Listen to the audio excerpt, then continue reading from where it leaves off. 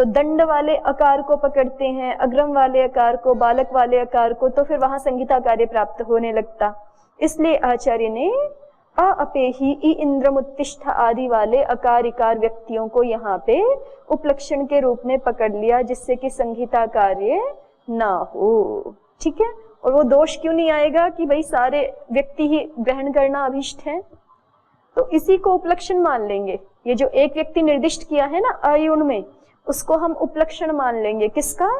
संसार के सारे शब्दों में जो अकार आ रहा है, इकार आ रहा है, उकार आ रहा है, उसका। ठीक है, तो ये सबका ग्राहक हो जाएगा। अस्तु, दुनिया भर के सारे अकार व्यक्तियों को निर्दिष्ट करना, एक साथ उच्चारण करना शक्य नहीं है ना, क्योंकि अनंत अकार हैं कितने। फिर तो यही सूत्र इतना बड़ा हो जाएगा कि इसका कोई पारावार नहीं मिलेगा आचार्य को, है ना। तो सभी व्यक्तियों का निर्देश तो कर नहीं सकते, किसी एक का ही निर्देश कर सकते हैं, उससे सबको उपलक्षित कर लेंगे। इतनी बात हो गई, आगे बढ़े। देखिए, अनेन क्रमेण, अ इ उ इत्यनेन क्रमेण, ऐसा लिखा है ना सूत्रार्थ में। तो इत्यने अनेन क्रमेण पे पद्मंजरीकार कह रहे हैं अनेन क्रमस्य विवक्षितत्वं दर्शयति। अनेन क्रमेण, इन शब्दों को बोलकर आचार्य ये दिखाना चाहते हैं। सीधे ऐसे भी बोल सकते थे ना, अ इ उ इत्येतान वर्णान उपदिश्य, ऐसा भी तो सूत्रार्थ कर सकते थे। अ इ उ इत्येतान वर्णान उपदिश्य अन्ते नकारम इतम करोति। ठीक है, लेकिन ऐसा ना बोल करके क्या बोला? इत्यनेन क्रमेण वर्णान उपदिश्य, ये विशेष बोला ना। भाई ऐसा भी बोल सकते थे, अ इ उ इन वर्णों का उपदेश करके अंत में नकार को इत्संजक कर रहे हैं। ऐसा ना बोल करके क्या बोला? अ इ उ इस क्रम से वर्णों को उपदेश करके अंत में नकार कर रहे हैं इत्संजक। तो अनेन क्रमेण ये जो शब्द रखे गए हैं उसका एक विशेष महत्व है, उसको दिखा रहे हैं पद्मंजरीकार कि ये दो शब्द यहाँ इसलिए रखे गए हैं कि अनेन क्रमस्य विवक्षितत्वं दर्शयति। इससे आचार्य ये दिखा रहे हैं कि यहाँ पे क्रम विवक्षित है। क्रम क्या है? विवक्षित है। कहीं कहीं पे अविवक्षा भी होती है ना। कहीं कहीं पे कोई शब्द आपको किसी विशेष प्रकार का सुनाई पड़ रहा होता है लेकिन वो अविवक्षित होता है। जैसे आपका एक सूत्र है ना अभी यहीं पे, हलोनंतराह संयोगः। हलह में आपको बहुवचन सुनाई पड़ रहा है ना, लेकिन वो बहुवचन विवक्षित नहीं है। इसीलिए तो जहाँ पे केवल दो हल अनंतर होते हैं वहां पे भी संयोग संज्ञा हो जाती है आपकी। अग्नि शब्द में हो जाती है ना, ग और न की भी हो जाती है। अगर बहुवचन विवक्षित हो तो कम से कम 3 होने चाहिए, वहीं पे होगा। चंद्र आदि में न दर, लेकिन 2 की भी होती है ना। तो इसका मतलब हलोनंतराह संयोग हमें, जो हलह में अनंतराह में हमें बहुवचन सुनाई पड़ रहा है वो विवक्षित नहीं है। ठीक है, तो इस तरह से कहीं कहीं पर कोई शब्द या कोई प्रत्यय सुनाई पड़ते हुए भी उसका अर्थ विवक्षित होता है, और कहीं कहीं पर ना सुनाई पड़ते हुए भी, कहीं कहीं पर सुनाई पड़ते हुए भी वो विवक्षित नहीं होता, और कहीं पे सुनाई पड़ते हुए भी विवक्षित होता है। ठीक है, माने कोई शब्द सुनाई पड़ रहा है उसके संदर्भ में 2 स्थितियां हो सकती हैं, वो विवक्षित है या अविवक्षित है, अर्थात प्रधानता से कहा जा रहा है या प्रधानता से नहीं कहा जा रहा है। तो यहाँ पे इत्यनेन क्रमेण जो बोला है उसके लिए कहा अनेन क्रमस्य विवक्षितत्वं दर्शयति। इससे ये दिखा रहे हैं कि यहाँ क्रम भी विवक्षित है। क्रम को कहना भी आचार्य को, इस क्रम विशेष को कहना भी अभिष्ट है। ये क्रम ऐसा का ही ऐसा आचार्य को चाहिए। एवं ही अणग्रहणेष्वकारादीनां त्रयाणां ग्रहणम, क्यों चाहिए ये क्रम विशेष? तो इसको न्यासकार से भी हम देख चुके हैं, उसी बात को एक बार फिर दोहरा लीजिए। क्योंकि एवं ही, ऐसा क्रम विशेष रहने पर ही अणग्रहणेष्वकारादीनां त्रयाणां ग्रहणम, अणग्रहण में अकार आदि 3 वर्णों का ग्रहण हो पाएगा। इन ग्रहणेष्वकारस्य अग्रहणम, और इन ग्रहण में अकार का ग्रहण नहीं होगा। और उग ग्रहणेषु अकार इकारयोर द्वयोरपि अग्रहणम उत्पद्यते। उग ग्रहणों में क्या हो जाएगा? अकार इकार दोनों का ही अग्रहण जो हमें अभिष्ट है वो सिद्ध हो जाएगा। ठीक है, आगे देखिए वर्णानीति। अब इतना ही हमने अ ई उ इत्यनेन क्रमेण इतना ही न्यास में भी पढ़ा था, वर्णान पर नहीं पढ़ा था। तो अभी न्यास को देखिए पहले, फिर पद्मंजरीकार को देखते हैं। न्यास में वर्णात्कारः, ये मिला आपको? वर्णात्कार इति कार प्रत्ययस्य उपसंख्यानाद् इह च तद अकरणात् नैते वर्णाः अपितु तच्छाया अनुकारिणो अन्य एव संध्यक्षरादि वर्णैकदेशा इति कस्यचित् आशंका स्यात् अतस्तन्निराकरणाय आह वर्णानीति। अ ई उ इत्यनेन क्रमेण वर्णान उपदिश्य, है ना। तो अब वर्णान इस शब्द पे चर्चा की जा रही कि वर्णान ये क्यों बोला, ये तो स्पष्ट है ना सबको अपने आप से कि ये वर्ण ही है, इतना ही बोल देते। अ ई उ इत्यनेन क्रमेण उपदिश्य, ठीक है, इत्यनेन क्रमेण उपदिश्य अन्ते नकारमितं करोति। वर्णान क्यों बोला विशेष रूप से, तो कहते हैं कि किसी को शंका हो सकती थी। क्या शंका? कि वर्णात्कारः इति कार प्रत्ययस्य उपसंख्यानात्। वर्णात्कारः ये वार्तिक है आपका 3-3 में, जहां तक संभवतः मुझे ध्यान आता है कि रोगाख्यायाम नूल बहुलम पर होना चाहिए। देखिए वर्णात्कारः ये वार्तिक है और इसका अर्थ क्या है? किसी भी वर्ण से संस्कृत भाषा में कार प्रत्यय हो जाता है। इसलिए हम बोलते हैं ना कि दंड का अकार, अग्र का अकार, ऐसा बोलते हैं, अकार इकार उकार मकार, है ना, कि सभी वर्णों से कार प्रत्यय हो जाता है। इसलिए हम संस्कृत भाषा में अकारः इकारः उकारः मकारः चकारः ऐसा बोलते हैं। ठीक है, और र से तो इफ प्रत्यय हो जाता है, इसलिए रेफ ऐसा बोलते हैं। ठीक है, तो वर्णात्कारः इति कार प्रत्ययस्य उपसंख्यानात्, जहां भी हमें संस्कृत भाषा में किसी वर्ण को निर्दिष्ट करना होता है तो वहां पे कार प्रत्यय लगा के निर्देश करते हैं। ठीक, तो इति कार प्रत्ययस्य उपसंख्यानात् वर्णात्कारः इस वार्तिक के अनुसार कार प्रत्यय का उपसंख्यान करने से इह च तद अकरणात्, और आचार्य ने यहाँ पर जो है वो किया नहीं, आचार्य ने तो यहाँ पे वो किया नहीं। अकार इकार उकार ऐसा तो नहीं पढ़ा ना सूत्रों में, अ ई उ ऐसे पढ़ा हुआ है।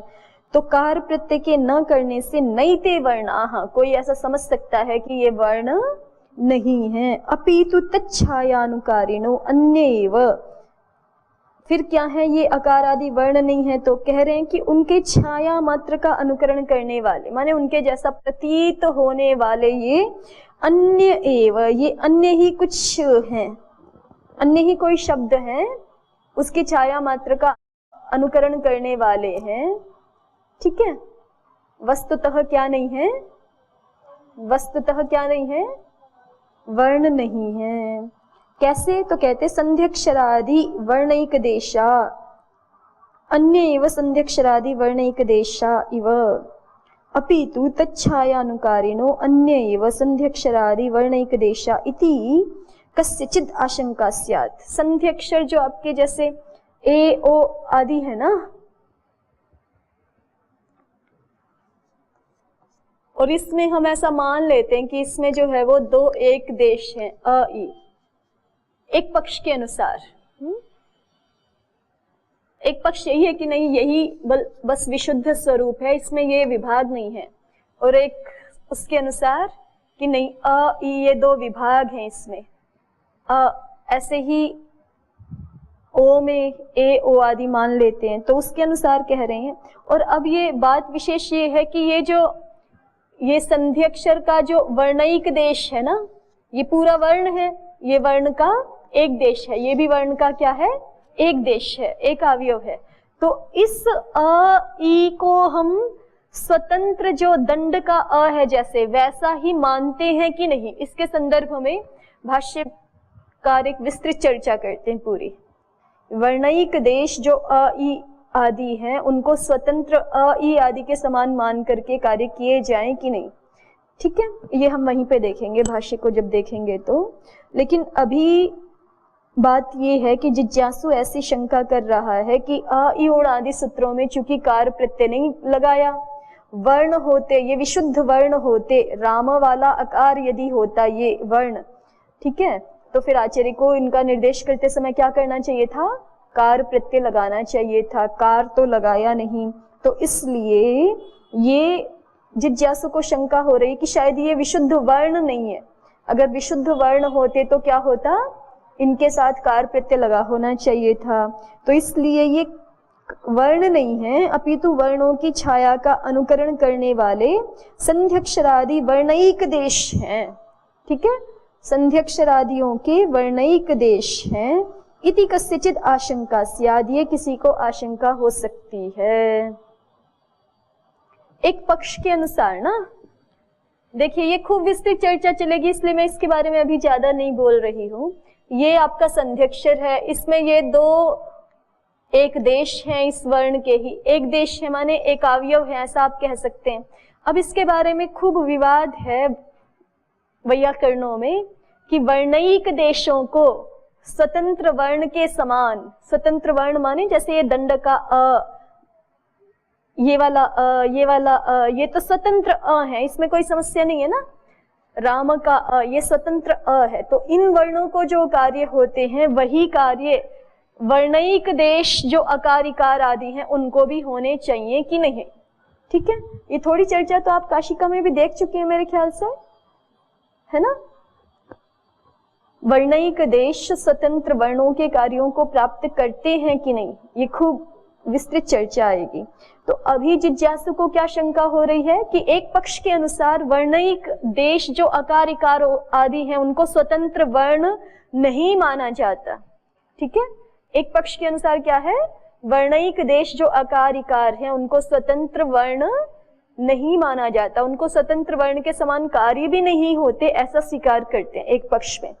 तो अब जिज्ञासु को ऐसा ही लग रहा है कि चूंकि अ इ उ उन आदि सूत्रों में कार प्रत्यय तो किया नहीं, अगर ये वर्ण होते, स्वतंत्र वर्ण होते तो इनसे कार प्रत्यय दिखना चाहिए था, तो इसलिए शायद ये जिज्ञासु को क्या लग रहा है कि संभवतः ये स्वतंत्र वर्ण ना हो करके अ ए ओ ऐ औ आदि जो संध्यक्षर हैं उनके ये एक देश हैं, उनके ये छायानुकारी अवयव हैं, ये स्वतंत्र वर्ण नहीं है, ऐसा जिज्ञासु को शंका हो रही है।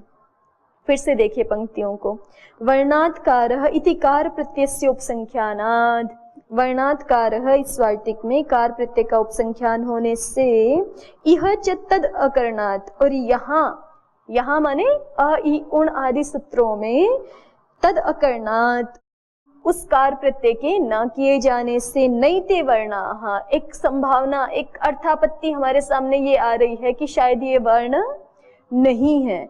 अपितु फिर क्या है, वर्ण नहीं है तो अपितु तच्छाया अनुकारिणः, अपितु स्वतंत्र वर्णों की छाया मात्र का अनुकरण करने वाले, माने उनके स्वरूप के अनुकारी, उनके जैसे प्रतीत होने वाले अन्य एव संध्यक्षरादि वर्णैक देशा, ये भिन्न ही संध्यक्षरादियों के वर्णैक देश हैं, स्वतंत्र वर्ण नहीं है, ये क्या है, वर्णैक देश हैं। इति कस्यचित् आशंका स्याद्, ये किसी को आशंका हो सकती है, जिज्ञासा हो सकती है, संदेह हो सकता है। अतस्तन्निराकरणायाः, इसलिए काशिकाकार इस संभावना को देखते हुए इस आशंका को निर्मूल करने के लिए, हटाने के लिए कहते हैं कि नहीं, वर्णानुपदिश्य, ये क्या है, वर्ण ही है। अ इ उ इत्यनेन क्रमेण वर्णानुपदिश्य, स्पष्ट कर दिया ना काशिकाकार ने ही कि ये क्या है, वर्ण ही है। भले ही आपको यहाँ कार प्रत्यय नहीं दिख रहा है, फिर भी ये क्या है, वर्ण ही है। फिर कार प्रत्यय क्यों नहीं दिख रहा, आगे देखिए, फिर शंका आएगी ना कि वर्ण है तो कार प्रत्यय क्यों नहीं हुआ, वर्णात् कारः, वार्तिक के अनुसार कार प्रत्यय होना चाहिए था। तो उसका उत्तर दे रही हैं, कार प्रत्ययस्तु रोगाख्यायां नुल बहुलम इत्यत्र उपसंख्यायते, कार प्रत्यय तो कहाँ उपसंख्यान किया जा रहा है, रोगाख्यायां नुल बहुलम, इस सूत्र में जो वार्तिक है वहां उपसंख्यान किया जा रहा है। तेन बहुल वचनात् सत्यपि वर्णत्वेन भवति इति भावः, वहां से हम क्या करेंगे, बहुलम को अनुवृत्त कर लेंगे, वर्णात् कार प्रत्ययो भवति बहुलम, ठीक है। वर्णात् कार प्रत्ययो भवति बहुलम, ऐसा अर्थ करेंगे। तो तेन बहुल वचनात्, उस बहुल वचन के कारण से, तेन उस कारण से, बहुल वचनात् चूंकि बहुल वचन किया गया है इसलिए सत्यपि वर्णत्वेन भवति इति भावः, यहाँ वर्णत्व होने पर भी, किसका वर्णत्व होने पर भी, अ इ उ इत्यादि का वर्णत्व होने पर भी न भवति, किम न भवति, कार प्रत्ययो न भवति इति भावः, ये अभिप्राय समझना चाहिए। ठीक है, अब इसी बात को पद्मंजरीकार से देखिए।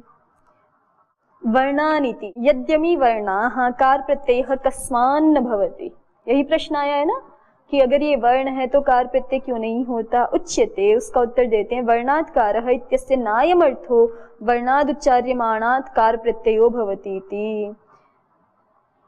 पद्मंजरीकार का अपना तरीका है बताने का, तो कहते हैं कि वर्णात् कारः इत्यस्य नायम अर्थो, वर्णात् कारः इस वार्तिक का ये अर्थ नहीं है कि वर्णाद् उच्चार्यमाणात् कार प्रत्ययो भवति, उच्चार्यमाण वर्ण से कार प्रत्यय हो जाता है। ये अर्थ है ही नहीं वार्तिक का, उच्चार्यमाण वर्ण से कार प्रत्यय हो जाता है, ये अर्थ नहीं है। क्यों? एवं ही विज्ञायमाने ककार इत्यादि उच्चार्यमाणस्य अज हल समुदायस्य अवर्णत्वात् कार प्रत्ययो न स्यात्, क्योंकि अगर ऐसा अर्थ करेंगे कि उच्चार्यमाण अकार या आदि वर्णों से कार प्रत्यय हो जाता है, तो जैसे हम ककार ये प्रयोग करते हैं या चकार मकार प्रयोग करते हैं, तो वहां जब हम ककार बोल रहे हैं तो केवल उच्चार्यमाण ककार थोड़े है, वहां तो ककार अकार दोनों का उच्चारण कर रहे हैं हम, अच और हल के समुदाय का उच्चारण कर रहे हैं ना। और अच हल समुदाय को तो एक वर्ण नहीं कह सकते कुल मिला के, तो दो वर्ण अलग अलग हो गए ना भाई। क अलग से वर्ण संज्ञक है, अ अलग से वर्ण संज्ञक है, लेकिन क और अ का समुदाय तो वर्ण संज्ञक नहीं है ना। तो क और अ के समुदाय से भी हम तो कार प्रत्यय कर रहे हैं, ककार चकार मकार तभी तो बनेंगे ना। तो देखिए लिखा है, एवं ही विज्ञायमाने ककार इत्यादि उच्चार्यमाणस्य अज्हल समुदायस्य अवर्णत्वात् कार प्रत्ययो न स्यात्। अगर हम वर्णात् कारः वार्तिक का ऐसा अर्थ करेंगे कि उच्चार्यमाण वर्ण से कार प्रत्यय हो जाता है, तो ऐसा अर्थ समझने पर तो ककार इत्यादि में उच्चार्यमाणस्य अज्हल समुदायस्य अवर्णत्वाद, उच्चार्यमाण कौन है? अज्हल समुदाय है और वो वर्ण नहीं है, उसके अवर्णत्व होने के कारण से कार प्रत्ययो न स्यात्, कार प्रत्यय होगा ही नहीं फिर। ठीक है, तो यहाँ तक आते हुए पद्मंजरीकार ने एक बात स्पष्ट की कि यहाँ पर वर्णात् कारः वार्तिक का अर्थ ये नहीं है कि उच्चार्यमाण वर्ण से कार प्रत्यय हो जाता है। तो फिर पूछेंगे किन तरही, तो आप बताओ फिर अर्थ क्या है? तो उसका उत्तर देते हैं, निर्देश इति अनुवृत्तेः यस्य उच्चार्यमाणस्य प्रयोगस्थ वर्णो निर्देश्यः प्रतिपाद्यः तस्माद् वर्णाद् वर्णस्य प्रतिपादकात् कार प्रत्ययः इत्यर्थः।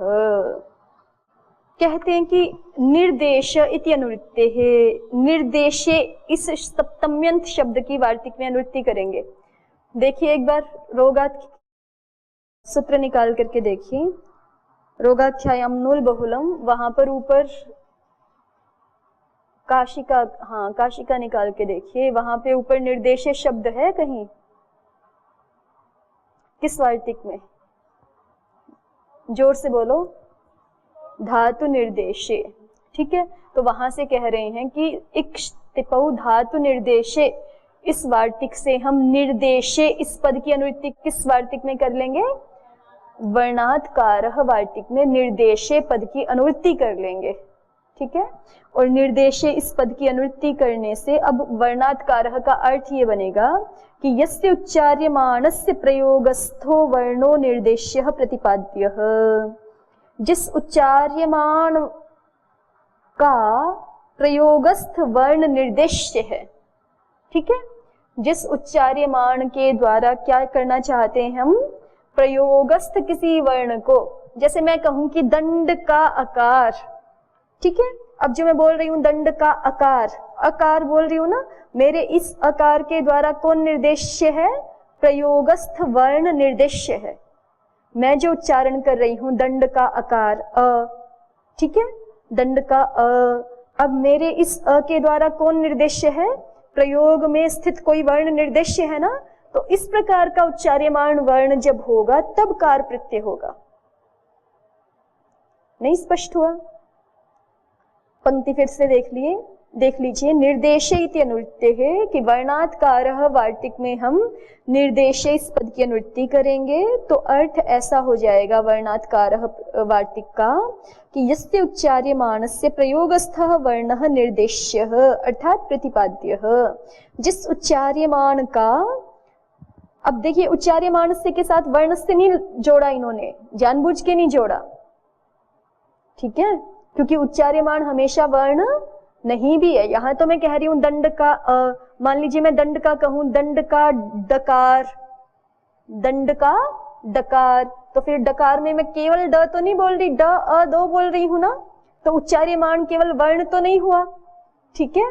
इसलिए इन्होंने बहुत ध्यान दे करके ही उच्चार्यमाण के साथ वर्ण शब्द का प्रयोग नहीं किया है, केवल ऐसा अर्थ कर रहे हैं यस्य उच्चार्यमाणस्य, जिस उच्चार्यमाण का प्रयोगस्थः वर्णः निर्देश्य। लेकिन मैं जब बोल रही हूं दंड का डकार तो भी भले ही मैं ड अ दो बोल रही हूं, लेकिन मेरे द्वारा निर्देश्य कौन है? प्रयोग में स्थित एक ही वर्ण निर्देश्य है ना, केवल ड मात्र का निर्देश करना चाहती हूँ ना डकार बोलते हुए भी, ठीक है। तो यस्य उच्चार्यमाणस्य प्रयोगस्थः वर्णः निर्देश्यः, जिस उच्चार्यमाण का प्रयोगस्थ वर्ण निर्देश्य प्रतिपाद्य होता है, तस्माद् वर्णाद् वर्णस्य प्रतिपादकात्, उस वर्ण से, ठीक है, उस वर्ण से। अब कहेंगे फिर से वर्ण बोल दिया, वर्ण तो है नहीं वो, ड अ मान लीजिए जैसे डकार या ककार या चकार कुछ भी बोल रही हूं तो वर्ण तो है नहीं, इसलिए वर्ण को स्पष्ट किया। तस्माद् वर्णाद्, वर्णाद् का अर्थ है वर्णस्य प्रतिपादकात्, वर्णस्य का क्या अर्थ है?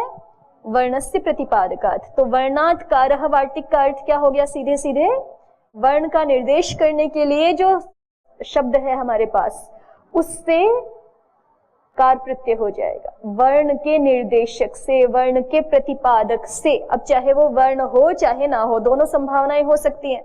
अगर हम कह रहे हैं दंड का अकार तो वर्ण का निर्देशक वर्ण ही मात्र ही है यहाँ पर, है ना। लेकिन अगर हम कह रहे हैं दंड का डकार या दंड का दकार, तो फिर अब वर्ण का प्रतिपादक या वर्ण का निर्देशक वर्ण मात्र नहीं है, तो भी उससे क्या हो जाता है? कार प्रत्यय हो जाता है। तो वर्णात् कारः का अर्थ क्या हो गया?